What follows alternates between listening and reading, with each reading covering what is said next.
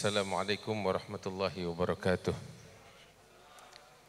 Alhamdulillah wassalatu wassalamu ala sayyidina Rasulillah Muhammad ibn Abdullah wa ala alihi wa sahbihi wa man walah. Amma ba'du, alhamdulillah. Yang saya hormati para habaib, para ulama, tokoh masyarakat, para kiai, hadirin wal hadirat yang dimuliakan Allah, bil khusus sahibul bait akhina Sayyid Alawi al-Idrus yang mudah-mudahan diberikan keberkahan oleh Allah Subhanahu wa taala. Alhamdulillah, nikmat dari Allah taala untuk kita sekalian. Tatkala kita dikumpulkan di sini di tempat ini untuk memperingati Maulid Nabi besar Muhammad sallallahu alaihi wasallam. Dan yang teristimewa adalah ketika kita duduk di sini bersama para ulama-ulama, para kiai yang hadir yang begitu banyak. Mudah-mudahan kita mendapatkan keberkahan dari mereka, para ulama-ulama kita. Hadirin yang dimuliakan oleh Allah Subhanahu wa taala. Para ulama, mereka adalah orang-orang mulia di sisi Allah. Mereka adalah orang-orang yang berilmu yang dinyatakan oleh Allah taala di dalam Al-Qur'an, innama yakhsyallaha min ibadihil ulama. Sesungguhnya orang-orang yang memiliki rasa takut kepada Allah Subhanahu wa taala, merekalah para ulama yang sesungguhnya. Beruntung kita ketika kita dekat dengan mereka, mengenal mereka, mencintai mereka. Mudah-mudahan keberkahan dari Allah Subhanahu wa taala senantiasa tercurah kepada kita sekalian. Dahulu para pendahulu kita, para ulama, mereka menanamkan di hati murid-murid mereka sebagai pondasi pertama yang mereka tanamkan di dalam hati para murid adalah pondasi kasih sayang, pondasi rahmah. Kenapa demikian? Sebab baginda yang agung Nabi besar Muhammad sallallahu alaihi wasallam yang diutus oleh Allah taala ke alam semesta ini, beliau diutus oleh Allah taala dengan membawa rahmat untuk alam semesta sekalian. Wa ma arsalnaka illa rahmatan lil alamin. Sehingga tatkala Allah taala menyebutkan tentang sosok Nabi Muhammad yang mulia, beliau memiliki akhlak yang mulia hingga dipuji oleh Allah taala di dalam Al-Qur'an, wa innaka la'ala khuluqin azim. Namun dari sekian banyak jenis kemuliaan beliau, akhlak dan budi pekerti beliau yang sangat digarisbawahi oleh Allah Ta'ala adalah kasih sayang beliau, kepedulian beliau, rahmat beliau untuk alam semesta sekalian. Sehingga Allah Ta'ala berfirman, laqad ja'akum rasulun min anfusikum azizun 'alaihi ma 'anittum harisun 'alaikum bil mu'minina raufur rahim. Karena itu, dahulu para ulama kita itu menanamkan di hati para murid sebagai pondasi pertama, yaitu kasih sayang, bukan hanya kepada sesama muslim, bukan hanya kepada kerabat yang dekat dan keluarga, tetapi kepada segala sesuatu agar kita mencurahkan kasih sayang kita kepada mereka.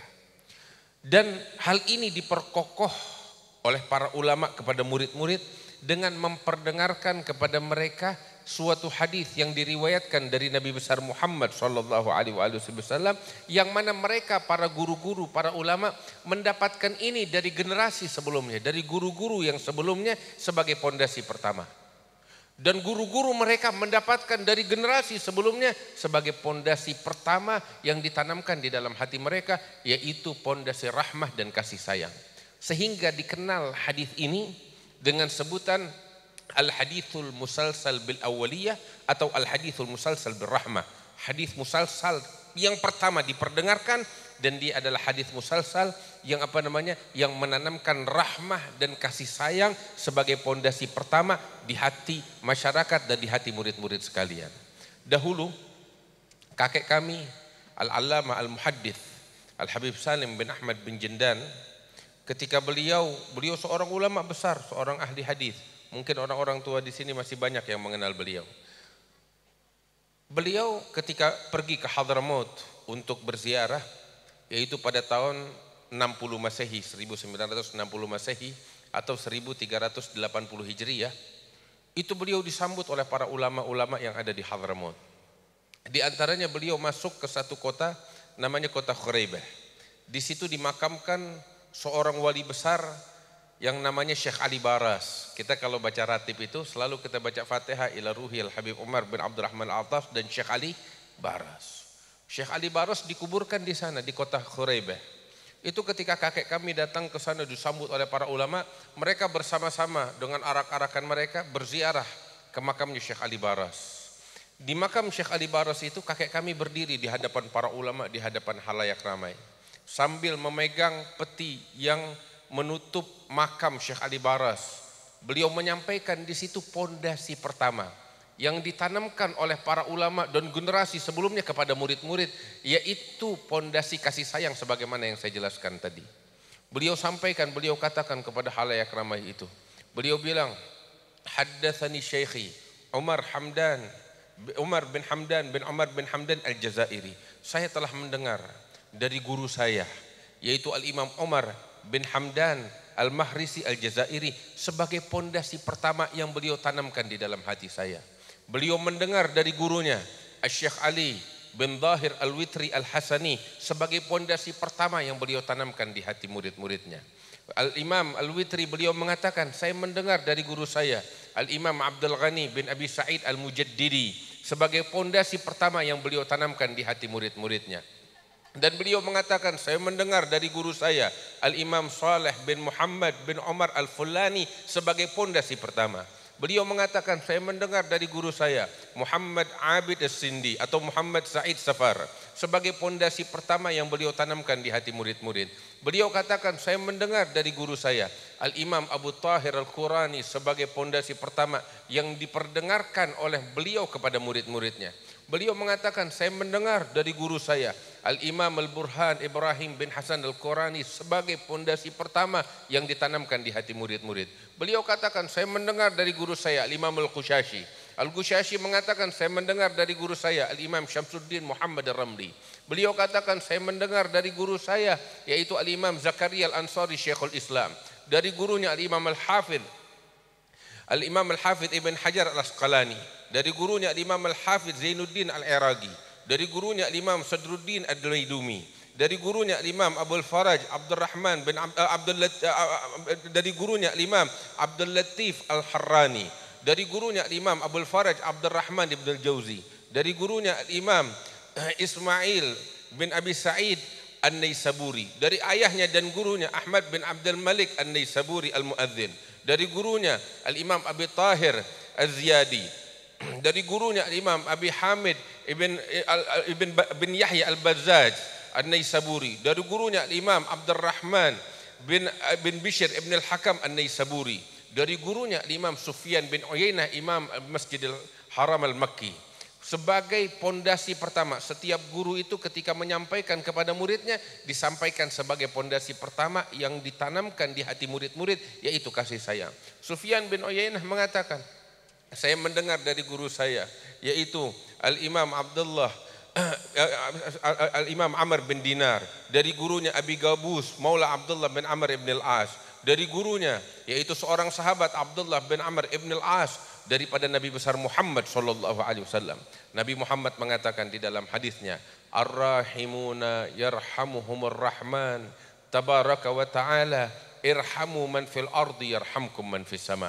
Beliau Nabi Muhammad sallallahu alaihi wasallam mengatakan kepada umatnya, sesungguhnya orang-orang yang memiliki kasih sayang di dalam hatinya, merekalah yang akan dikasihi dan disayangi oleh Allah Ar-Rahman tabaraka wa ta'ala. Kemudian Nabi berpesan kepada sekalian umatnya, irhamu man fil ardi yarhamkum man fis sama.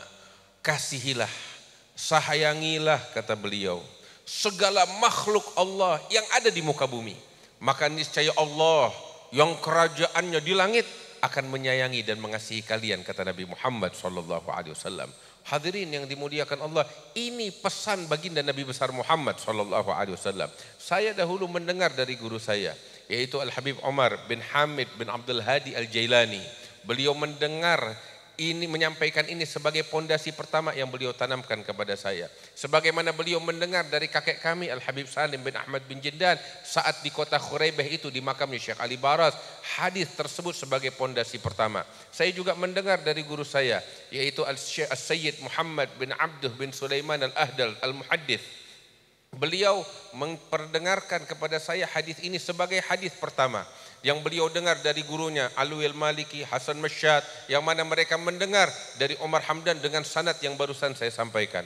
Mereka menanamkan ini semua di hati para murid-murid, sehingga guru kami ketika menyampaikan hadis ini yaitu Sayyid Muhammad Al-Ahdal, beliau katakan, saya wasiatkan kamu untuk menebar atau mencurahkan kasih sayangmu kepada segala sesuatu, bukan hanya kepada kaum muslimin, bukan hanya kepada manusia, bahkan kepada binatang dan benda mati pun kamu harus mencurahkan kasih sayangmu kepada mereka. Sehingga Al-Imam Syaqiq Al-Balakhi beliau mengatakan, man lam yarham ar-rajula su fahuwa aswa minhu halan. Barang siapa yang tidak mengasihi orang-orang yang jahat, bahkan orang-orang yang jahat, barang siapa yang tidak mengasihi orang-orang yang jahat, maka sungguh dia lebih jahat dari orang jahat tersebut, kata Imam Syaqiq Al-Balakhi. Kenapa demikian? Sebab yang paling patut untuk dikasihi mereka orang-orang jahat. Sebab mereka ketika melakukan kejahatan, mereka melemparkan diri mereka ke dalam api neraka. Dan Nabi SAW mengajarkan kita untuk menebar kasih sayang mereka, menyelamatkan mereka dari siksa api neraka. Dan inilah yang dahulu dilakukan oleh baginda Nabi besar Muhammad sallallahu alaihi wasallam. Hadirin wal hadirat, Nabi Muhammad sallallahu alaihi wasallam beliau berjuang. Beliau pergi dari kota Mekah kemana? Ke kota Taif. Ke kota Taif untuk mengajak penduduk kota Taif beriman kepada Allah Subhanahu wa taala. Apa dorongan yang mendorong beliau menempuh perjalanan panjang dari Mekah ke kota Taif? Itu sekitar 150 km ditempuh oleh Nabi Muhammad berjalan kaki. Hanya didampingi oleh Zaid bin Harithah, sahabat Nabi SAW. Naik pegunungan yang tinggi. Sehingga ketika beliau sampai di sana bukan disambut dengan rebana, bukan disambut dengan senyuman, tetapi dengan perlakuan yang kasar dari penduduk Taif. Hingga disebutkan ketika Nabi berdakwah di tengah-tengah penduduk kota Taif, itu beliau tinggal di sana selama 40 hari lebih kurang. Berdakwah, mengajak mereka ke jalan Allah. Tidak ada satu orang pun yang mau beriman kepada Nabi Muhammad SAW. Apakah itu membuat Nabi Muhammad mundur? Tidak. Akan tetapi semakin besar kasih sayang beliau kepada mereka. Hingga itu penduduk kota Taif, saking jahatnya mereka kepada Rasul sallallahu alaihi wasallam. Apa yang mereka lakukan? Mereka mengusir Nabi Muhammad dari kota Taif dengan cara yang sangat biadab. Bagaimana? Itu diusir Rasulullah sallallahu alaihi wasallam, dilempari batu, dicaci, dimaki, dilempari kotoran. Bahkan enggak cuma itu. Mereka orang-orang Taif mengeluarkan dari kerangkeng orang-orang gila mereka. Untuk apa? Untuk mengusir Nabi Muhammad SAW. Sampai segitunya. Mereka bisa aja mengusir Nabi Muhammad dengan cara yang mudah. Tapi enggak.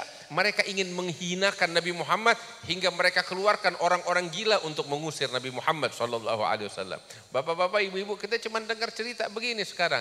Tapi coba bayangin, kita kalau lagi duduk di sini ada orang gila masuk ke perkumpulan kita. Enak gak kira-kira dilihat? Enggak enak, enggak nyaman. Dia teriak-teriak, ngamuk-ngamuk. Apalagi kalau ada orang dikejar orang gila. Enggak enak. Iya kan? Dan Nabi SAW saat itu diperlakukan demikian oleh penduduk kota Taif. Itu beliau lari, dilempari batu, dikejar-kejar oleh orang gila. Sampai beliau katakan kepada Sayyidatuna Aisyah, Nabi seumur-umur gak pernah mengeluh tentang kesulitan yang menimpa beliau. Tapi yang satu ini beliau sampaikan kepada Sayyidah Aisyah. Itu Sayyidatuna Aisyah sebagaimana di dalam haditsun sahih, beliau katakan kepada Rasulullah sallallahu alaihi wasallam, "Ya Rasulullah, hal marra 'alaika yaumun ashaddu 'alaika min yaumi Uhud?" Ya Rasulullah, apakah pernah suatu hari atau apakah pernah ada hari yang engkau lalui yang lebih berat daripada perang Uhud? Sebab di peperangan Uhud Nabi itu betul-betul terluka di medan perang. Sampai kening beliau itu belah, pipi beliau itu robek, darah mengalir dari wajah beliau ketika di peperangan Uhud. Terluka dengan luka yang parah. Sampai Sayyidatuna Aisyah bilang, ya Rasulullah, pernahkah engkau mengalami hari yang lebih berat daripada hari ketika kamu terluka di medan perang Uhud? Maka Nabi mengatakan, iya ya Aisyah, ada hari yang lebih berat bagiku daripada hari Uhud itu. Hari apa? Tatkala aku diusir oleh penduduk kota Taif. Maka Nabi menceritakan ketika beliau diusir, dikeluarkan orang-orang gila untuk mengusir Nabi Muhammad SAW. Sampai beliau katakan, itu waktu saya kabur, saya lari dari kota Taif. Sampai saya nggak sadar diri, kecuali saya udah jauh dari kota Taif. Beliau katakan demikian, saking ketakutannya, saking beratnya keadaan itu. Hadirin yang dimuliakan Allah, sampai saat Nabi terusir, udah jauh dari kota Taif, baru beliau menyadari, beliau lari udah begitu jauh dari kota Taif. Sampai saat itu beliau beristirahat. Tatkala beristirahat, ternyata malaikat Jibril datang. Apa yang dilakukan oleh malaikat Jibril? Jibril bilang kepada Rasulullah, ya Rasulullah, aku datang kepadamu bersama malaikat yang menjaga gunung ini. Dan dia minta izin kepadaku untuk berjumpa kepadamu. Maka Nabi bilang, silahkan dia berjumpa kepadaku. Ini malaikat yang menjaga gunung datang kepada Rasul SAW dan mengatakan kepada Rasulullah, ya Rasulullah, kami para malaikat menyaksikan kebiadaban penduduk kota Taif, perlakuan mereka kepada engkau. Lihat, malaikat aja nggak kuat melihat pemandangan itu. Malaikat nggak kuat, sampai malaikat bilang, kalau engkau izinkan ya Rasulullah, kami akan menimpakan gunung ini di atas kepala penduduk kota Taif. Malaikat nggak kuat melihat itu. Sampai dia datang kepada Rasulullah minta izin untuk membinasakan penduduk kota Taif. Hadirin, kalau kita di posisinya Nabi Muhammad bagaimana kira-kira? Tuh lihat, hajar aja udah. Tapi Nabi nggak begitu, sallallahu alaihi wasallam. Nabi nggak begitu. Nabi ketika malaikat bilang, izinkan aku untuk membinasakan mereka, langsung dengan tegas, spontan Nabi bilang, jangan kamu lakukan itu, jangan kamu binasakan mereka, jangan kamu timpakan gunung ini di atas penduduk kota Taif. Malaikat bilang, ya Rasulullah, mau apa lagi dari mereka? Apa yang kau harapkan dari mereka? Ini orang-orang biadab, keimanan udah gak pernah diharapkan lagi dari mereka. Ini orang-orang kualat ibaratnya seperti itu, mau beriman udah gak diharapkan keimanan. Malaikat sampai bilang begitu, saking beratnya apa yang dialami oleh Rasul SAW. Maka saat itu Nabi bilang kepada kepada malaikat, kalau memang keimanan sudah tidak diharapkan lagi dari mereka, Nabi bilang, saya masih berharap keimanan anak cucu mereka kepada Allah Subhanahu Wa Taala. Masya Allah. Lihat, ada kasih sayang yang lebih besar dari itu. Beliau dilempari batu, dicaci, dimaki, dianiaya habis-habisan. Tapi ketika beliau mampu membalas dan membinasakan, beliau tidak membalas. Tetapi beliau tetap mencurahkan kasih sayangnya kepada mereka penduduk kota Taif. Inilah kasih sayang baginda Nabi besar Muhammad SAW. Maka itu hal ini digarisbawahi oleh Allah Ta'ala. Kita tadi berkumpul di sini, kita baca rawi, kita baca maulid, mungkin Sibtud Durar atau yang lain-lainnya. Selalu kalau kita baca kitab rawi, kitab maulid, itu dibacakan ayat Al-Quran yang berbunyi, laqad ja'akum rasulum min anfusikum azizun alaihi ma'anittum harisun alaikum bil mu'minina raufur rahim. Ini ayat selalu kita baca, kita dengar. Dan mungkin mayoritas kita hafal itu ayat karena selalu dibaca. Dan mungkin mayoritas kita tahu artinya. Apa artinya? Allah Ta'ala mengatakan dalam ayat itu, sesungguhnya telah datang kepada kalian seorang utusan min anfusikum, dari diri kalian. Ya, apa sifatnya? Azizun alaihi ma'anittum, berat baginya penderitaan kalian. Harisun alaikum, peduli kepada kalian. Kemudian Allah katakan bil mu'minina raufur rahim, kepada orang-orang beriman beliau rauf rahim, yaitu pengasih dan penyayang sallallahu alaihi wasallam. Ini artinya yang kita tahu. Dari tadi Allah bilang datang kepada kalian seorang utusan dari golongan kalian, dari diri kalian, peduli kepada kalian, berat penderitaan kalian. Di sini kita mau tahu yang dimaksud dengan kalian di sini dalam ayat siapa sih? Ada yang tahu gak kira-kira? Kita mungkin menganggap, oh ini Allah mengutus seorang utusan kepada kita. Yang dimaksud dengan kalian kita nih orang-orang beriman. Tahu gak? Ketika ayat itu turun, itu ayat nggak diperuntukkan untuk orang-orang beriman. Tapi itu ayat ditujukan kepada orang-orang kafir, orang-orang musyrikin, penyembah berhala yang ada di Mekah. Al-Imam Al-Qadhi Iyad di dalam Asy-Syifa menjelaskan hal itu. Ketika ayat ini diturunkan, al-khitab, ayat ini ditujukan oleh Allah Ta'ala, kalian yang ada disebut di dalam ayat, itu bukan kepada orang-orang beriman kita. Bukan kepada para sahabat. Sebab ayat yang ditujukan kepada orang beriman nanti di akhir ayatnya. Bil mu'minina raufur rahim. Bagian itu baru untuk orang beriman ditujukan. Tapi yang sebelumnya Allah nggak berbicara kepada orang beriman. Berbicara kepada siapa? Kalian itu yang ada di ayat. Kalian yang ada di dalam ayat ini. Tahu siapa? Orang-orang kafir musyrikin yang ada di Mekah. Siapa mereka orang-orang musyrikin yang ada di Mekah? Orang-orang yang selama ini mengganggu Nabi. Mencaci Nabi Muhammad. Memfitnah beliau, menghancurkan nama baik beliau. Iya kan? Itu mereka yang menuduh Nabi Muhammad pembohong, tukang sihir, dukun. Sampai Nabi Muhammad diusir oleh mereka dari kota kelahirannya. Para sahabatnya diusir dan dibunuh, diperangi. Harta benda mereka dijarah, dianiaya, diperangi. Itu mereka. Tapi lihat bagaimana Allah menurunkan ayat ini yang ditujukan kepada mereka, orang-orang yang jahat itu. Apa Allah Ta'ala katakan kepada mereka? Sesungguhnya wahai orang-orang kafir Mekah, telah datang kepada kalian seorang utusan. Dari siapa? Dari diri kalian sendiri, dari golongan kalian. Sebab Nabi Muhammad dengan orang-orang kafir yang ada di Mekah satu nasab. Mereka semuanya dari keturunan bangsa Quraisy. Nabi Muhammad juga seorang Quraisy. Dari suku bangsa yang sama, dari golongan mereka. Semua itu orang-orang yang ada di Mekah itu sepupu Nabi Muhammad, keluarga dekatnya Nabi Muhammad semuanya. Dari Bani Hashim, Bani Muttalib, atau dari orang-orang Quraisy yang lainnya. Mereka semuanya satu rumpun nasab mereka bersama Rasul SAW. Sehingga Allah katakan, ini sosok Nabi ini, sosok utusan ini, kalian kenal sebab dari golongan kalian. Dari diri kalian sendiri, kata Allah Ta'ala. Laqad ja'akum rasulun min anfusikum. Terus Allah bilang sifatnya Nabi Muhammad. Allah menyebutkan di sini sebab Nabi Muhammad memiliki akhlak yang mulia dan kemuliaan beliau sangat banyak. Beliau orang yang mengenal malu. Beliau orang yang dermawan. Beliau orang yang punya kasih sayang. Akhlak beliau begitu banyak untuk disebut. Tetapi yang digaris bawahi oleh Allah hanya beberapa ini. Sebab yang disebut ini, inilah yang paling dominan nampak pada diri Rasulullah Shallallahu Alaihi Wasallam. Apa yang Allah katakan? Cirinya Rasulun min anfusikum. Cirinya Nabi Muhammad azizun alaihi ma'anittum. Berat baginya penderitaan kalian. Itu yang digaris bawahi. Kalian ini siapa? Orang-orang kafir musyrikin yang mengganggu Nabi Muhammad. Bapak-bapak, ibu-ibu, saya punya anak. Anak saya sakit. Saya juga merasakan sakitnya. Kenapa? Karena saya punya hubungan spesial dengannya. Anak saya darah daging saya. Istri saya sakit. Wajar kalau saya ikut merasakan sakitnya, merasakan beratnya. Karena saya punya hubungan cinta dengan istri saya.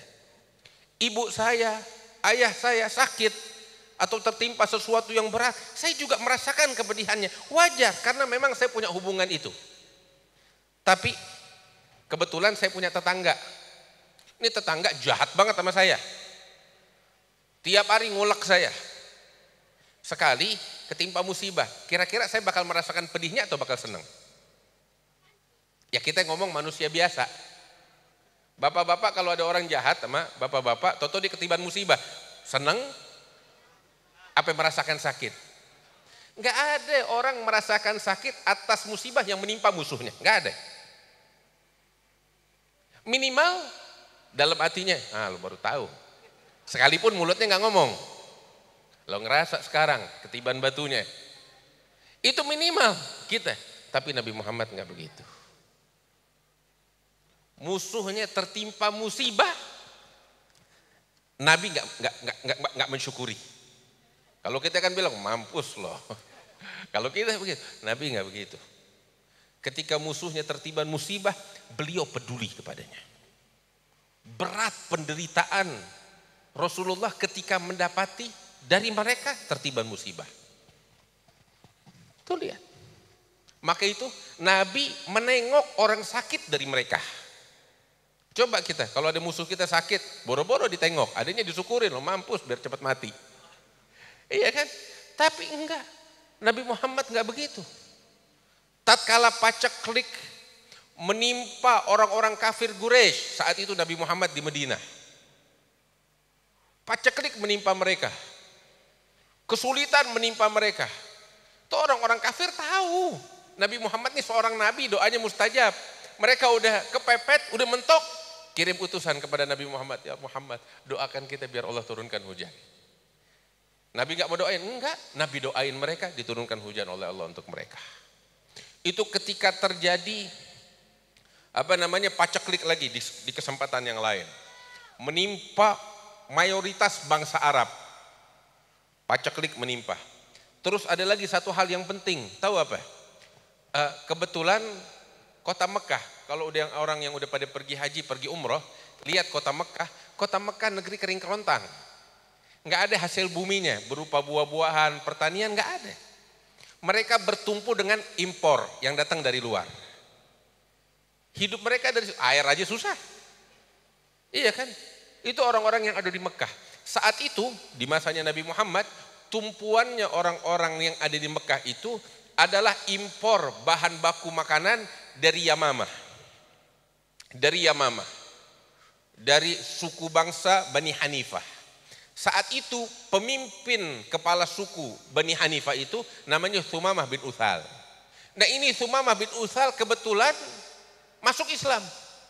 Kisahnya panjang saat masuk Islam itu. Ketika dia masuk Islam, dia pergi ke Mekah. Dia mengumandangkan keislamannya di hadapan kolega-koleganya dia itu di Mekah. Sebab kan sebelum dia masuk Islam, dia menjalin hubungan bisnis. Dari Yamamah mereka kirim bahan baku makanan untuk diperjualbelikan di Mekah. Ketika dia masuk Islam di Thumamah, pergi ke Mekah. Dia kumandangkan keislamannya kepada penduduk Mekah. Dan dia putus hubungan dengan penduduk Mekah. Dia bilang, mulai detik ini saya tidak akan pernah mengimpor bahan baku makanan lagi kepada penduduk Mekah, kepada kalian, sampai kalian semua tanpa terkecuali masuk ke dalam agama Islam. Digituin sama Thumamah. Mereka kelabakan, bisa bertahan sebulan 2 bulan. Tapi ketika bahan makanan habis, paceklik terjadi, itu mereka kesusahan. Nggak ada bahan baku makanan, harga semua naik. Gandum langka. Sampai tahu apa? Itu waktu orang-orang kafir Mekah itu mereka nggak dapat makanan kecuali dedaunan, mereka makan seperti kambing. Seperti itu. Keadaan sulit. Akhirnya mereka nggak dapetin jalan keluar kecuali dari Nabi Muhammad SAW. Mau bagaimana? Ini muka mau taruh di mana? Ini malu.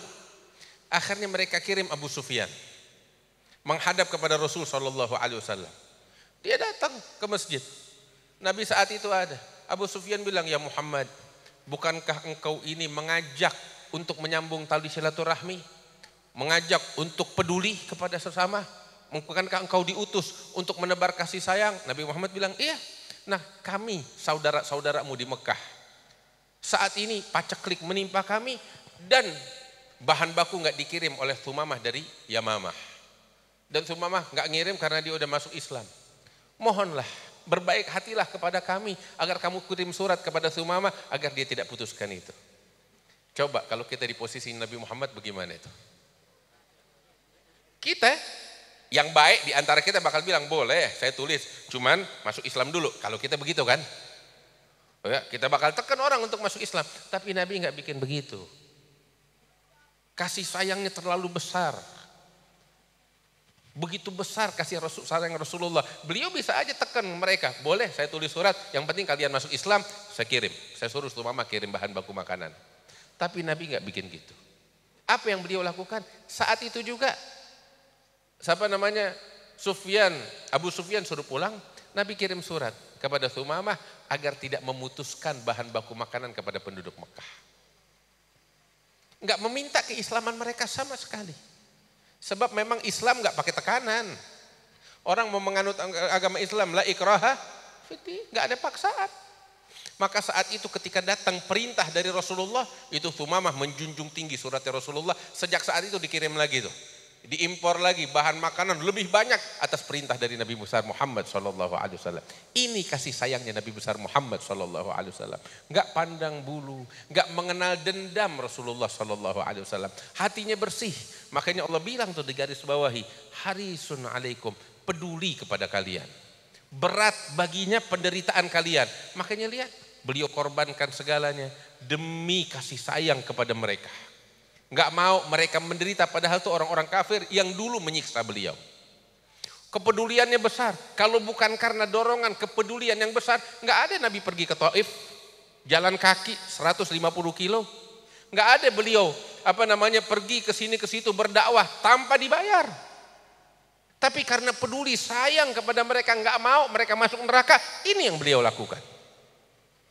Harisun alaikum. Baru terakhir bicara tentang kita orang beriman. Apa Allah bilang? Bil mu'minina raufur rahim. Kepada orang-orang beriman, Nabi Rauf, Nabi Rahim. Sallallahu alaihi wasallam. Ini nabinya kita. Ini jantung hatinya kita. Ini kekasihnya kita Rasulullah sallallahu alaihi wasallam. Alhamdulillah kita yang ngumpul di sini, insyaallah kita cinta kepada Rasul sallallahu alaihi wasallam. Tetapi bukti cinta kita dengan meneladani beliau. Kalau bukan kita yang menebar kasih sayang sebagaimana Rasulullah, siapa lagi? Siapa lagi? Ini kita perdengarkan agar tergerak hati kita, agar kita menebar kasih sayang. Tadi di awal kita udah perdengarkan pondasi yang ditanamkan oleh para ulama kepada kita sekalian. Pondasi pertama dan utama yaitu kasih sayang kepada alam semesta sekalian. Sebab man la yarham la yurham. Orang yang enggak punya kasih sayang, mereka enggak bakal dikasihi, enggak bakal disayangi oleh Allah Subhanahu wa taala. Semakin besar kasih sayang di dalam hati kita kepada sesama, semakin besar kasih sayang yang Allah curahkan kepada kita sekalian. Alhamdulillah, di siang hari ini kita berkumpul memperingati Maulid Nabi Muhammad. Insyaallah kita dapat berkah dari Allah Subhanahu wa taala. Kita kumpul dengan para ulama, dengan para habaib. Ini nikmat besar dari Allah. Mudah-mudahan Allah jaga ini nikmat bakal kita sekalian. Kita dulu mau ngumpul kayak begini susah. Benar. Ya cuman kadang kita nggak bisa menghargai suatu nikmat. Melainkan kalau dicabut sama Allah Ta'ala. Dicabut tuh nikmat. Dulu kita berapa waktu lalu mau ngumpul-ngumpul kayak begini susah. Benar, sampai kita rindu dengan perkumpulan macam begini. Sekarang alhamdulillah ini nikmat dikembalikan lagi oleh Allah. Tinggal kita jaga, kita pelihara nih nikmat, kita syukuri nikmat ini yang Allah berikan kepada kita sekalian. La in syakartum la azidannakum wa la in kafartum inna adzabi lasyadid. Insyaallah segala penyakit diangkat oleh Allah, segala wabah penyakit diangkat oleh Allah, bala musibah dan tipu daya diangkat oleh Allah Taala. Wa insyaallah kita sekalian yang hadir di sini semua doa-doa kita diijabah oleh Allah. Harapan kita diberikan oleh Allah Subhanahu wa taala lebih dari yang kita harapkan ya rabbal alamin. Allahumma ja'al jam'ana hadza jam'an marhuma, tafarrugana min ba'dihi tafarrugan ma'suma, wa la taj'al fina wa la minna wa la ma'ana syaqiyan wa la mahruma birahmatika ya arhamar rahimin. Dan terakhir saya ucapkan terima kasih kepada Sahibul Bait Al-Sayyid Alawi Al-Idrus dan kepada panitia, para hadirin, para habaib, para ulama yang memberikan sambutannya yang luar biasa, khususnya di hari-hari ulang tahun umur 40. Pengennya kita masih tetap muda, cuman sunnatullah subhanahu wa ta'ala. Kita enggak tahu umur sampai kapan, usia sampai kapan, hidup sampai kapan, enggak ada yang tahu dari Allah subhanahu wa ta'ala. Bisa sekarang, bisa besok, bisa nanti ajal menjemput. Cuman yang paling beruntung di antara kita tahu siapa? Nabi SAW bilang, khairukum man tala umruh wa hasuna amaluh. Yang terbaik di antara kita, kata Nabi Muhammad, adalah yang umurnya panjang dan amalannya juga baik. Amal perbuatannya juga baik. Untuk tujuan beramal soleh dan beramal baik semacam itu, kita dikasih panjang umur oleh Allah Ta'ala. Manfaatkan nih umur yang sesaat ini untuk berbakti kepada kedua orang tua kita. Untuk memberikan manfaat kepada kaum muslimin. Untuk menghamba kepada Allah Subhanahu wa Ta'ala.